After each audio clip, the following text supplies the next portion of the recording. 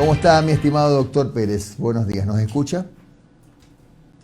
Perfectamente, buenos días, Muy un placer amable. saludar. Gracias. Doctor Pérez, usted presentó ayer, si no estoy mal, no sé si la palabra es denuncia, pues una acción en la Corte Constitucional con el propósito de que la Corte analice esa denuncia y declare, que es la aspiración de ustedes, la inconstitucionalidad de la llamada reforma tributaria. Mi pregunta es, ¿ustedes como movimiento presentaron la acción contra todo el proyecto o ley o determinados artículos, doctor?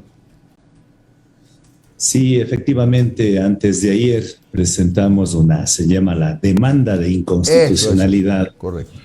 Demanda de inconstitucionalidad que, de acuerdo a la Ley Orgánica de Garantías Jurisdiccionales y Control Constitucional, se puede presentar tanto la demanda por la forma o por el fondo o el contenido.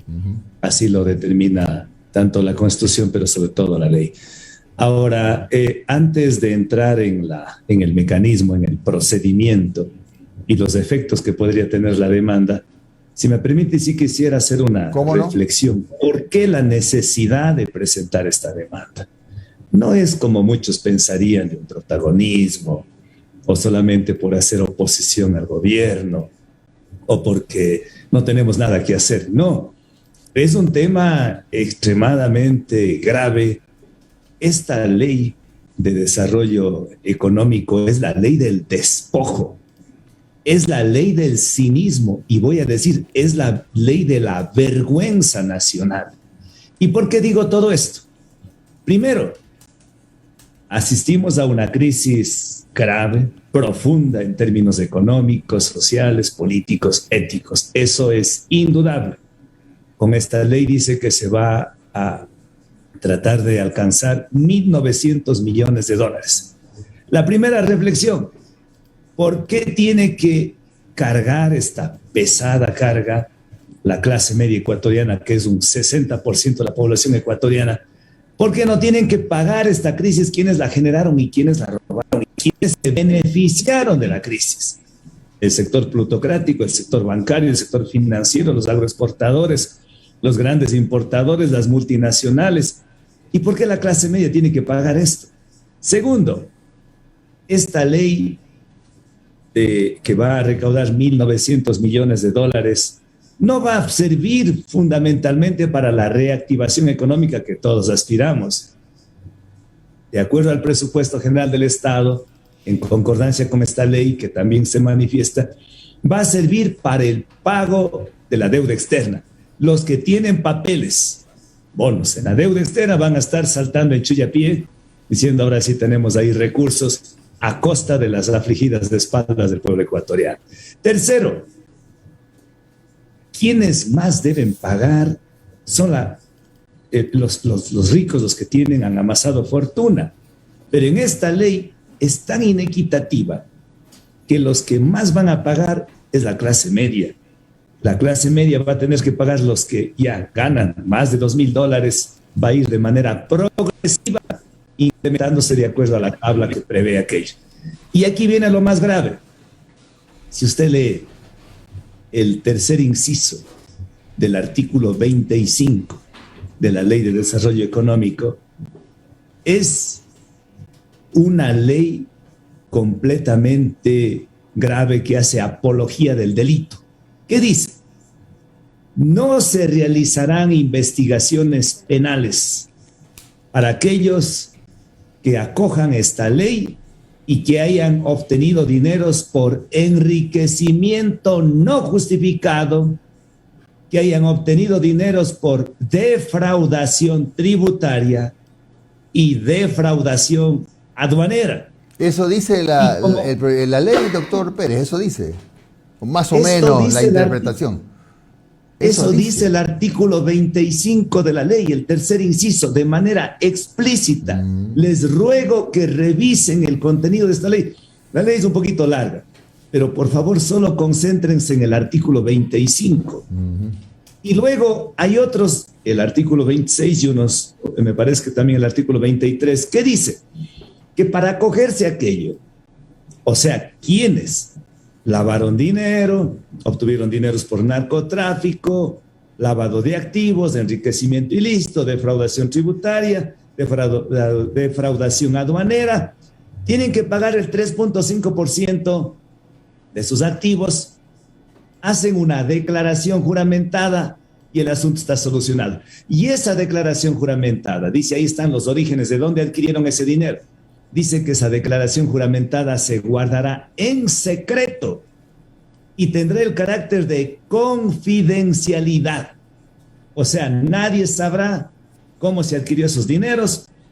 Dicho de otra manera, los que tienen dineros mal habidos, con enriquecimiento ilícito, con procedencia dudosa y que tienen hoy en paraísos fiscales, que tienen en Dakota del Sur, que tienen en Suiza, que tienen en las Islas Vírgenes, que tienen en Panamá, tranquilamente van a terminar legalizando. O dicho de otra manera, todo lo robado se va a legalizar.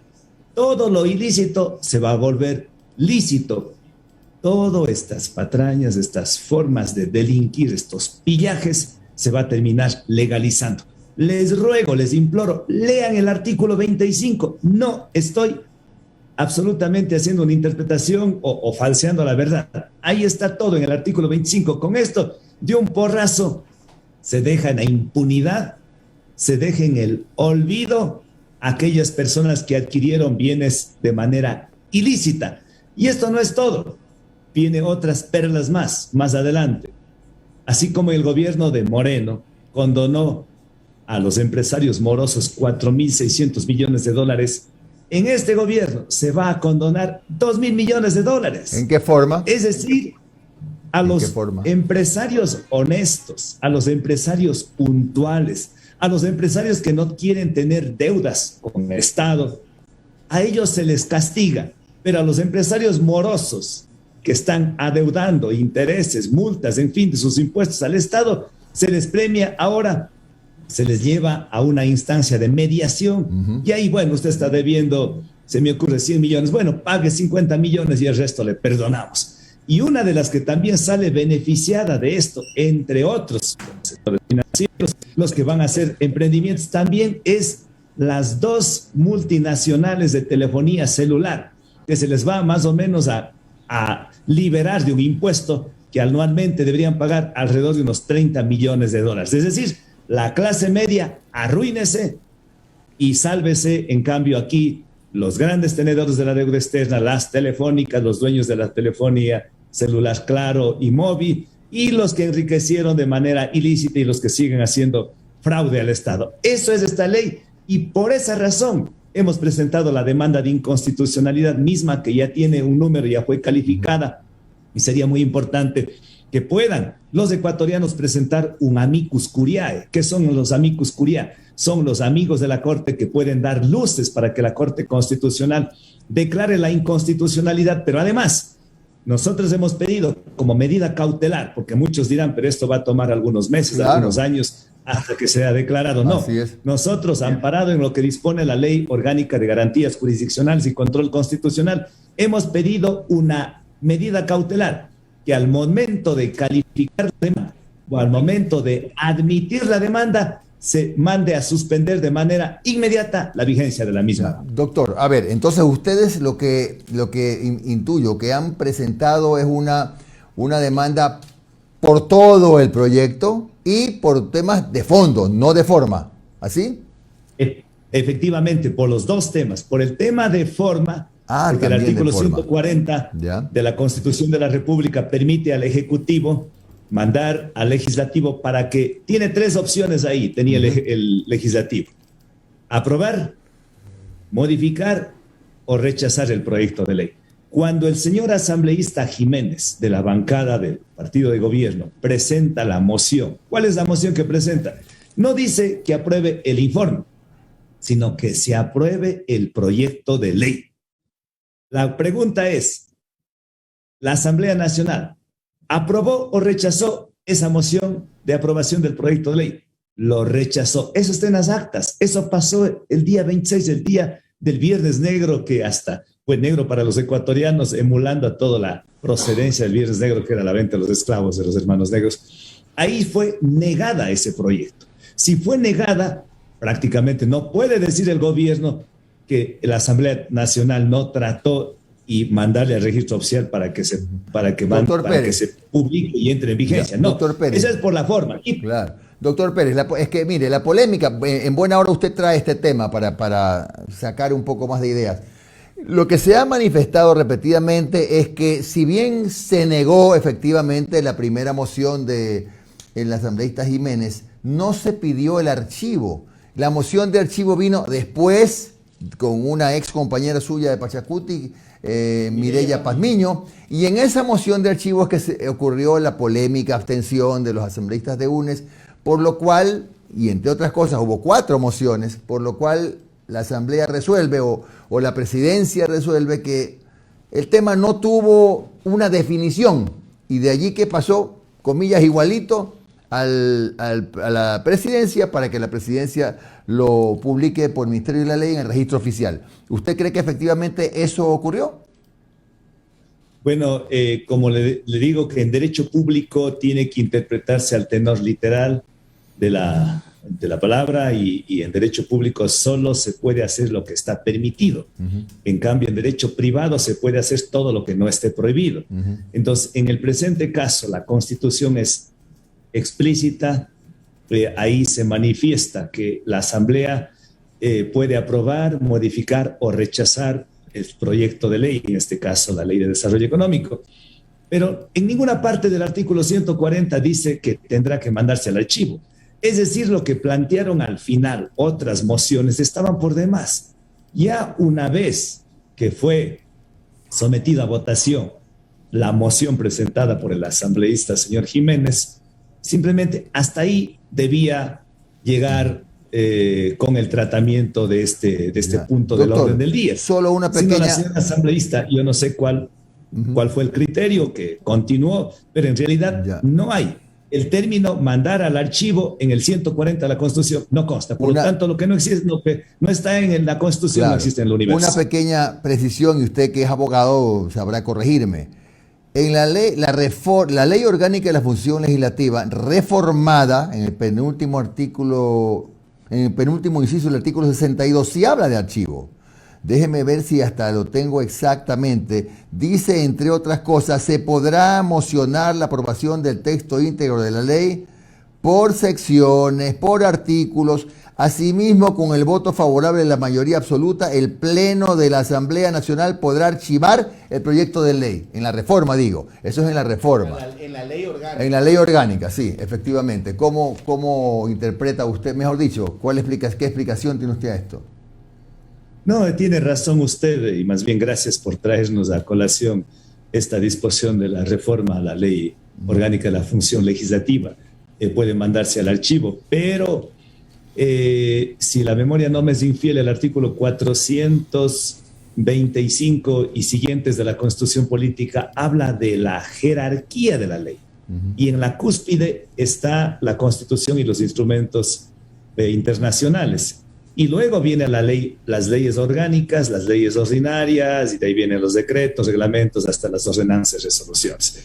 Entonces, en el artículo 140 de la Constitución, que está en la cúspide jerárquicamente hablando, al no existir archivo, pues simplemente eso no existe y no era necesario. Pero bueno, en el supuesto, no en el supuesto, sino como se dio el tema del archivo, eso no da. La primera moción, y eso está en las actas certificadas, no tuvo aprobación.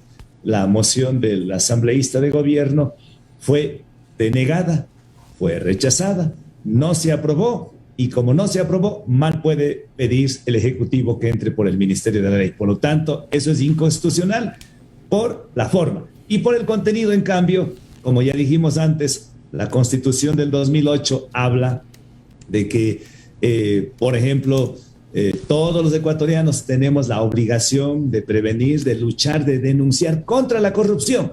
Y aquí estamos haciendo apología de la corrupción.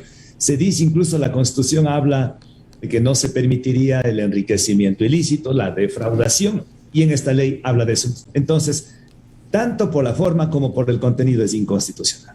Doctor Pérez, Omar Jaén le saluda, buen día, ¿cómo ha estado?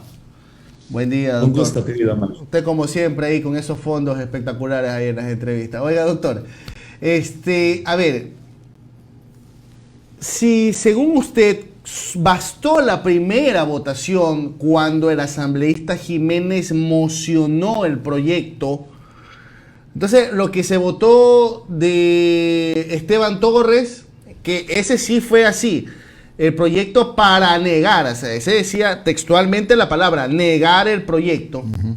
Después vino el informe de minoría y después vino, que tampoco se aprobó, y después vino la moción de rechazo y de archivo del proyecto. Estas estaban de más.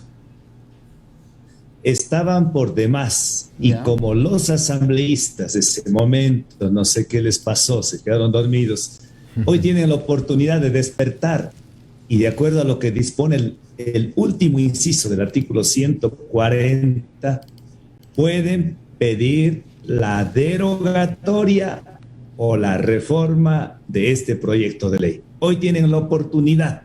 Los que dicen que se equivocaron, que estuvieron pensando en pajaritos preñados y eso, hoy tienen la oportunidad de corregir, de enmendar y de reformar. O la otra opción es la demanda de impuestos. Oiga, doctor, pero el inconveniente es que presentando un proyecto como ya lo hizo Pachacutic, con las firmas de algunos bloques de la Asamblea, este pedido de ley de derogatoria tiene que cumplir el procedimiento ordinario, es decir, que doña Guadalupe Llori convoque al CAL, que el CAL decida que el CAL lo apruebe, que el CAL primero lo califique, de ahí que designe la comisión a la que vaya, de ahí que la comisión elabore informe para primer debate, votación de primer debate, de ahí regresa a la comisión, elabora vuelve a segundo.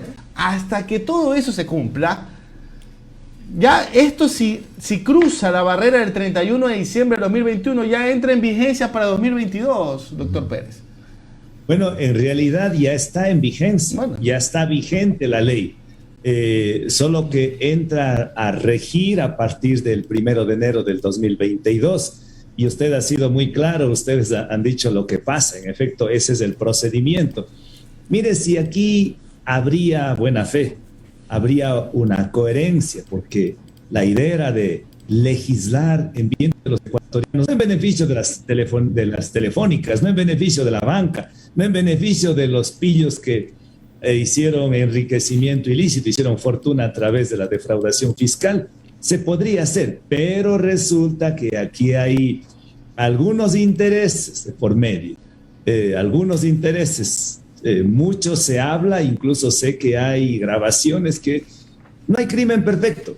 Va a salir tarde que temprano, sé que tienen grabaciones como pedían asambleístas al gobierno para dar sus votos, incluso del pacto que se habla del partido de gobierno con el partido del correísmo, porque no pueden ser tan ingenuos 47 legisladores de UNES que terminen con el voto abstentivo y no contribuir, o más bien contribuir para que esta ley entre en vigencia. No puede ser, doctor, entonces ahí se habla. Doctor, según lo que usted ha dicho en esta entrevista, ya da igual pues cómo votó UNES, porque ya estaba de más esas votaciones, porque usted, y mire, se lo digo con todo respeto, usted con sus declaraciones de hoy está manejando el mismo discurso que maneja UNES. UNES también indica que ya en el momento en que se negó lo mocionado por Francisco Jiménez, ya la ley estaba archivada. Sí, es que hay que hacer una diferenciación, yo creo que hay en dos momentos. Un momento es jurídico, estrictamente jurídico, la técnica jurídica. El otro es político. En técnica jurídica no hay nada que hacer, ya con la moción negada de aprobación de esa moción del asambleísta Jiménez, no había más nada que discutir. Ya tenían que ellos, la señora presidenta de la Asamblea tenía que declarar clausurada la sesión y todos tenían que irse a la casa y ya ese proyecto tendrá que volver después de un año, como prevé la Constitución. Pero aquí hay otro elemento, además del tema jurídico, hay el tema político. Y ahí está, en cambio, esta simbiosis y esta mezcla y esta confusión. Y en cambio ahí entonces creo que el bloque de UNES tiene la oportunidad para reivindicarse con el país ahora, O sea, si realmente ellos estuvieron confundidos, estuvieron con la ayahuasca, no sé qué pasó. Bueno, hoy es el momento de reivindicar e ir por la derogatoria de esta ley, claro, que reitero, es una vergüenza nacional. Doctor, bueno, ahora esta conversación ha servido también para encontrar nosotros otros elementos para el análisis, doctor Pérez. Si las cosas fueran como usted lo manifiesta, no digo que no lo sean ni que sí son, pero ok, la moción del señor asambleísta Jiménez fue presentada, no tuvo los votos, negada, según su criterio ya era asunto terminado. Pero si quedaba alguna duda, ¿cómo es que tampoco ningún asambleísta presentó una moción que diga, bueno, ahora mociono el archivo de, por si acaso, ¿no? El archivo de la moción del asambleísta Jiménez. Nadie lo hizo tampoco. Hubo 3 mociones más, pero ninguna que pide el archivo de la moción del asambleísta Jiménez. Hay mucho de política, como usted lo dice, ¿no?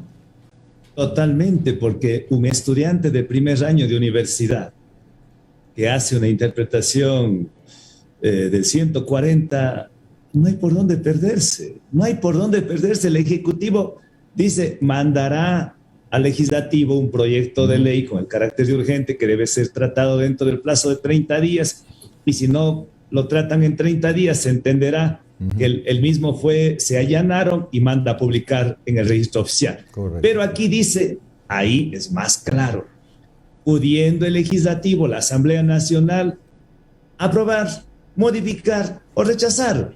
Se presentó una moción, aprueban ese proyecto de ley. No, está denegado, está rechazado, no hay nada más que hacer. La señora presidenta de la Asamblea Nacional tenía que decir, se ha puesto en consideración, se ha tratado el punto del orden del día, clausúrese la sesión.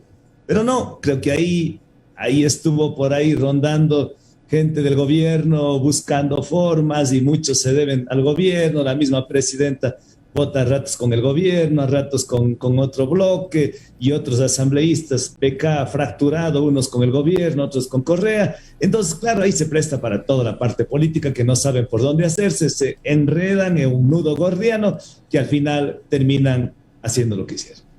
Doctor Pérez, la última interrogante de mi parte. Hoy el Pleno de la Asamblea, disculpe que me desvío un poco del tema original de la entrevista, pero hoy el Pleno de la Asamblea va a analizar el informe de mayoría de lo que ha sido la investigación de los Pandora Papers.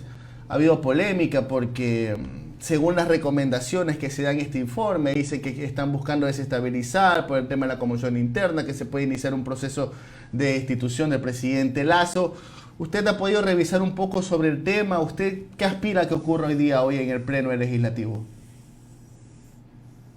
Va a ser otra caja de Pandoras. Porque usted también presentó acción en fiscalía por el tema de los Pandora Papers. Sí, efectivamente, y eso va a continuar. Si nos reiteramos en la justicia ordinaria, esto es lento, se demora. Mire que están pendientes los Panama Papers, los INA Papers y ahora los Panama Papers, los Pandora. Ya nosotros solicitamos y están a través de la unidad de colaboración internacional de la Fiscalía de Asistencia Penal Internacional, se pidió la documentación al Consorcio Internacional de Periodistas de Investigación. Hemos pedido que se evacúe también a la Superintendencia de Bancos, Superintendencia de Compañías, Superintendencia de las 3 superintendencias de la Contraloría incluso. Pero a propósito de lo que empezamos analizando el primer tema de la Ley de Desarrollo Económico con esta, si usted puede hacer una lectura más rigurosa y más minuciosa de esta Ley de Desarrollo Económico, también lo hacen exprofesamente. No es ingenuo, no es gratuito. El quid del asunto de esta ley está entre el artículo 15 y el artículo 26. Y ahí lo que van a hacer es el mismo señor Lasso y su familia, que tienen dineros en paraísos fiscales, con esto que van a hacer la declaratoria del 3.5 sobre sus activos, sobre sus acciones, sobre sus bienes inmuebles, muebles y todo el patrimonio que se tiene. Paga el 3.5% y todo esos dineros que no son lícitos terminan convirtiéndose en lícitos. Es decir, lo que bien dice el pueblo con mucha sapiencia, quien hace la ley hace la trampa. Eso es lo grave en el país. O sea, hay conflictos de intereses. O sea, se está legislando de acuerdo, haciéndole de acuerdo al pie la horma. Es una tristeza que vivimos en nuestro país. Lastimosamente, no se hace con un espíritu de beneficiar a los ecuatorianos. La palabra, la coherencia se ha devaluado tanto. El señor presidente Lasso en campaña decía no más impuestos, y alguna vez incluso dijo no es que no más impuestos, sino menos impuestos en el Ecuador, y hoy nos crea un impuesto más a la clase media y se siguen creando estos tipos, es decir, estas formas de falta de coherencia, de falta de credibilidad en la palabra, hace que los ecuatorianos cada vez vayamos creyendo menos en la palabra del primer Doctor Pérez, y para cerrar ya la entrevista, vámonos a la parte política. El Consejo Nacional Electoral le negó pues las claves de acceso a Somos Agua para que ustedes inicien el proceso de recolección de firmas para la inscripción del movimiento. ¿Ya respondieron legalmente algún tipo de acción ante el contencioso electoral para revertir esta decisión del CNE? Gracias por la pregunta, querido Omar.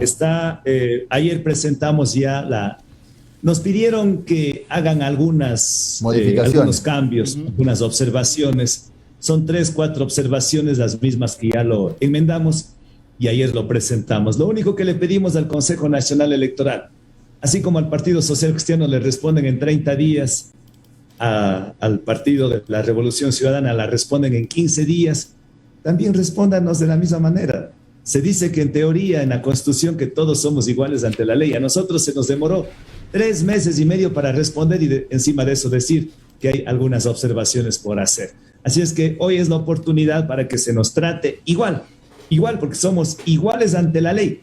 Aunque decía Juan Jacobo Rousseau, este gran pensador suizo-francés, que todos somos iguales ante la ley, pero en todas partes estamos cargados de cadenas que no nos permite ser iguales ante la ley. Pero ojalá ahora el Consejo Nacional Electoral, estamos seguros que en enero empezaremos la gran minga de la recolección de las firmas para el nacimiento del movimiento ecofeminista Somos Agua, y que les invitamos a todos porque de todas partes del país y de Europa y de Estados Unidos están viendo que la opción preferencial de los pobres, de la gente honesta, de los ecologistas, de la gente que tiene una luz de esperanza, es el movimiento Somos Agua. Gracias, doctor Yacu Pérez, líder del movimiento Somos Agua, que ha estado hoy en Un Café con JJ. Un buen día, doctor Pérez. Gracias, doctor.